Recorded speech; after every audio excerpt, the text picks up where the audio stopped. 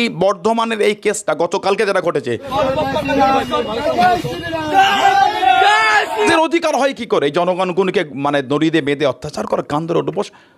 ফাজলামি হচ্ছে নাকি? ইয়ার কি পেয়েছেন দিনের পর দিন এই অসভ্যতামি, বর্বরতা, হিংস্রতা কি মনে করেছেন? আজ পশ্চিমবাংলার মাননীয় এই বিষয়ে তিনিও বিবৃতি দেবেন এবং কড়া স্টেপ নেবেন। এর যদি কোনো আইনত ঠিক সঠিকভাবে ব্যবস্থা না করে পশ্চিমবাংলার আপামর জনসাধারণ, শুধু মুসলিম না, সমস্ত ধর্মের মানুষ কাঁধে কাঁধ মিলিয়ে আন্দোলনে নামতে বাধ্য হবে। পশ্চিমবঙ্গে কি বিফ মিট কি খাওয়াটা অপরাধ কি? তা যেই ভারতবর্ষে পৃথিবীর মানচিত্রে সেকেন্ড স্থান দখল করে আছে, সেই ভারতবর্ষে গরুর গোস্ত খাওয়াটা কোনো অপরাধ হতে পারে না। সানাউল্লাহ সিদ্দিকীর সিগনেচারে কিন্তু বিদেশে গরুর গোস্ত বিফ মিট এক্সপোর্ট হচ্ছে না। ওর বাবার বয়সের লোকগুলি চড় মারতে যাচ্ছে, মজাক পেয়েছে তারা নাকি, গায়ের জোর দেখাচ্ছে। দাদাগিরি কিন্তু চিরজীবন থাকে না। বিফ মিট কি খাওয়াটা অপরাধ কি? অপরাধ নয়। বিভিন্ন রাজ্যে সেটাকে ব্যান্ড করেছে তাদের ব্যক্তিগতভাবে, কিন্তু একটা খাবার ওপর এভাবে ব্যান্ড লাগানো যায় না। এটা কোনো আইনতভাবে হয় না। এগুলো গায়ের জোর দেখে এগুলো হয়, কিন্তু পশ্চিমবঙ্গে আপনি এটা কোনোদিন আমাকে ব্যান্ড দেখাতে পারবেন না। পৃথিবীর মানচিত্রে is India the second large beef exporter. মানে ভারতবর্ষ হচ্ছে পৃথিবীর মানচিত্রে 2 নম্বরে, যেখানে গরুর গোস্ত আমদানিতে 2 নম্বর, এবং তারা চাঁদা, সরকারকে চাঁদা দেয়, সেখান থেকে সরকারের নির্বাচনী তহবিলে তারা চাঁদা দেয়। বিফ মিট বিদেশে এক্সপোর্ট হচ্ছে। আজকে যদি গরুর গোস্ত খাওয়া অপরাধ হয়, তার যাদের সিগনেচারে গরুর গোস্ত বিদেশে রপ্তানি হচ্ছে তাদের অপরাধ হচ্ছে না কেন? তাদের বিরুদ্ধে কোনোদিন আমরা আন্দোলন দেখলাম না তো। এই সমস্ত অসভ্য লেংটি ইঁদুরের মতন যারা চিল্লাচ্ছে হই হই করছে, তারা কই? তারা তো কোনো এদের বিরুদ্ধে আন্দোলন করলো না।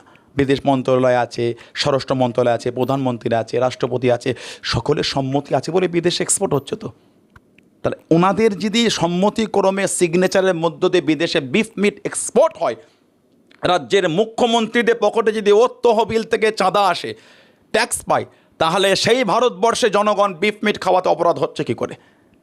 আমি কি ভারতবর্ষের জনগণ হিসাবে প্রশ্ন করতে পারি? অবশ্যই পারি, আমার অধিকার এটা। আজকে যারা এটা করছে বিশেষ একটা সম্প্রদায়, ইসলাম মুসলিমদের টার্গেট করে এই অত্যাচার হচ্ছে। আজকে পশ্চিমবঙ্গ সরকার এবং পশ্চিমবাংলার পুলিশ ডিপার্টমেন্ট যদি এই বর্ধমানের এই কেসটা গতকালকে যেটা ঘটেছে, এর যদি কোনো আইনত ঠিক সঠিকভাবে ব্যবস্থা না করে পশ্চিমবাংলার আপামর জনসাধারণ, শুধু মুসলিম না, সমস্ত ধর্মের মানুষ কাঁধে কাঁধ মিলিয়ে আন্দোলনে নামতে বাধ্য হবে। ফাজলামি হচ্ছে নাকি? ইয়ার কি পেয়েছেন দিনের পর দিন এই অসভ্যতামি, বর্বরতা, হিংস্রতা কি মনে করেছেন? আজকে দিল্লিতে দেখলাম আমরা মুসলিম বস্তিগুলোকে খালি করা হচ্ছে, অনেকে মজা নিয়েছে। আমি কদিন আগে ভিডিও দেখলাম, দিল্লিতে হিন্দু ভাইদের বস্তিগুলো ভেঙে দেওয়া হচ্ছে। হিন্দু ভাইদের দেবী দেবদেবী, তাদের ধর্মীয় যারা উপাসনা করে, ছোট ছোট অনেক মন্দির ভেঙে দিয়েছে, মূর্তিগুলোকে, তাদের দেবীগুলোকে ভেঙে দেওয়া হয়। সেটা তাদের বিশ্বাস। আমার উচিত না অন্যের ধর্ম, অন্যের দেবদেবীকে ক্রিটিসাইজ করা। আমার ইসলাম আমাকে মানা করেছে, কিন্তু আমার বলার উদ্দেশ্য, আজকে বলেন ওনাদের কাছে আমার হিন্দু ভাইদের দেবদেবীটাও তারা সম্মান পেল না, সংরক্ষিত হলো না। তাহলে এখান থেকে বোঝা যায় এরা কারণ নয়, এরা ওদের নিজেদের পকেট ভর্তি করা। ধর্ম এদের কাছে বড় জিনিস নয়, এদের কাছে হলো অর্থ বড় জিনিস, জায়গাটা বড় জিনিস, অ্যাসেট বড় জিনিস। তাই আজকে যারা করেছে খুব জঘন্য কর্ম করেছে, এটা নিন্দনীয় কর্ম একটা। যদি পশ্চিমবঙ্গ সরকার বা পশ্চিমবাংলার পুলিশ ডিপার্টমেন্ট যদি এর উপযুক্ত ব্যবস্থা না করে, জনগণের করে প্রেস বিবৃতি দিয়ে না জানায়, খুব তাড়াতাড়ি বাংলা জুড়ে একটা বৃহৎ আন্দোলন গড়ে উঠবে, কেউ আটকাতে পারবে না।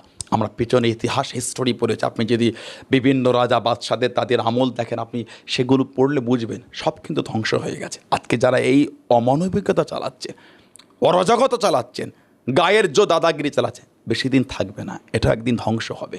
তারাও একদিন মরবে, তারাও একদিন কমজোর হয়ে এই ইনাদের সামনে এসে দাঁড়াবে, মানে হাত জোর করে দাঁড়াবে, পা জড়ো করে তাদের কাছে নত হবে। সেদিন কি হবে ওরা কোনো ভেবে দেখেছে? তাই দাদাগিরি বন্ধ করেন। কে কি খাবে না খাবে তার ব্যাপার। আপনি এটা বলতে পারেন যে অন্য সম্প্রদায় ধর্মের লোকেদের দ্বারা আপনার সম্প্রদায়ের ধর্মীয় কোনো জায়গা যেন ভাঙা না হয়, আপনাদের অত্যাচার না। আমিও এটা আশা করব। আমি ইসলাম ধর্মকে মানি, মুসলিম আমিও আশাবাদী আমার ধর্মের ওপর কেউ নোংরাভাবে আক্রমণ করবে না, আমার ধর্মের বিধান মানতে কেউ স্বাধীনতার জায়গায় হস্তক্ষেপ করবে না। সেরকম অন্যরও আশা হওয়া উচিত, অবশ্যই হবে, সেও আশা করবে। আপনি এটা বলতে পারেন কে কি ব্যবসা করছে, কে কি খাচ্ছে, আপনার কি অধিকার হয়েছে অন্যের জন্য? এতে অন্যের হাঁড়িতে আপনি ঝুঁকে মেরে দেখছেন, আপনার হাঁড়িতে কে আপনি দেখেন। তারা বলছে তাদের গোমাতা। অবশ্য তাদের বিশ্বাস তাদের কাছে, আমি তো অন্যের বিশ্বাস হস্তক্ষেপ করব না। তানাদের বিশ্বাস তানাদের কাছে, তানাদের বিশ্বাস তানাদের অবশ্যই আমি স্যালুট জানাই তানাদের বিশ্বাসকে। কিন্তু আমার জানার ইচ্ছা, এটা পৃথিবীর মানচিত্রে ভারতবর্ষ 2 নম্বর বিফ মিট গরুর গোশ এক্সপোর্টের ক্ষেত্রে 2 নম্বর হলো কি করে? কাদের ইন্ধনে? সানাউল্লাহ সিদ্দিকীর সিগনেচারে কিন্তু বিদেশে গরুর গোস্ত বিফ মিট এক্সপোর্ট হচ্ছে না। এই সমস্ত দায়িত্বপ্রাপ্ত লোকেদের সিগনেচারে বিদেশে যাচ্ছে। তাহলে তাদের কাছে এরা প্রশ্ন করছে না কেন? আমার বিশ্বাস, আমার ইসলামে বলেছে খিঞ্জির, শুকর, পিক ওটা হারাম। তাহলে কেউ যদি অন্যজন কেউ যদি খায়, আমি তাকে কেন খাচ্ছে বলবো? আমি কেন? আমার অধিকার নেই, সেটা ও খাবে। আমার জায়গায় আমি মজবুত থাকি, আমি খাবো না, আমি ঘৃণা করি ওটা। আমি ঘৃণা করি বলে সবাইকে ঘৃণা করতে হবে এরকম কোনো ব্যাপার না, তাই না? আমি অপছন্দ বলে অন্যরা অপছন্দ হবে, এটা তো ঠিক না। এটা তো আমার অপছন্দটা অন্যের ওপর চাপিয়ে দেওয়া, তাই না? আমাদের ইসলাম ধর্মে কি আছে যে পশ্চিম দিকে ফিরে পিচ্ছা পড়া যাবে না, আমার ধর্মে পিঠ করা যাবে না। কেউ যদি করে আমি তাকে পারি না চর মেরে ঘুরিয়ে দিতে পারবো কি? তাহলে তো আমার ধর্মের বিধানটাকে চাপিয়ে দিলাম। অন্যের কি বিশ্বাস আছে এটা তো এই নয়। আমি নামাজ পড়ি বলে আমি সবাইকে বলে নামাজ পড়তে হবে, এটা তো উচিত না আমার। কারণ অন্যজন অন্য ধর্মের বিধান পালন করে বলে এই নয় তিনি তানারটা আমার ওপর চাপিয়ে দেবে। হ্যাঁ, যার যেটা সে সেটা করবে। তার অন্যের বিশ্বাসটা আছে বলে আমি সেটা আমারটাও তার উপর চাপাবো, এটা তো আমার জন্য উচিত হবে না। তাই আজকে যারা এটা বলছেন ওটা অবশ্যই তানাদের এই বিশ্বাসকে ছাড়া তানাদের জায়গায় আমি রেখে দিলাম। আমার উচিত না তানাদের বিশ্বাসে হস্তক্ষেপ করা, কিন্তু আমার তো বিশ্বাস ওটা না, আমার তো মানা ওটা না। আমি তোর ওপর বিশ্বাসী না, আমি যার ওপর বিশ্বাসী আমিও পারি না আমার বিশ্বাসটা অন্যকে জোর করে চাপিয়ে দেওয়া। মদ ইসলামে হারাম, অন্য কেউ খেলে আমি তাকে চর মেরে বন্ধ করতে পারি না। সবাই মিলে সোসাইটির অবস্থাটাকে ঠিক রাখার জন্য সমাজের সোসাইটিতে সব ধর্মের লোক মিলে সেটাকে মদটাকে বন্ধ রাখার জন্য আন্দোলন ওঠে। তা বলে আমি এটা পারি না ব্যক্তিগতভাবে আমি ইসলাম ধর্মের অনুসারী, অন্যজন মদ খাচ্ছে বলে আমার ধর্মে হারাম বলে আমিও তাকে চরমের বন্ধ করবো, এটা আমার উচিত না। আমার বিশ্বাস আমার কাছে, তানার বিশ্বাস তানার কাছে। তাই এগুলো বন্ধ করেন।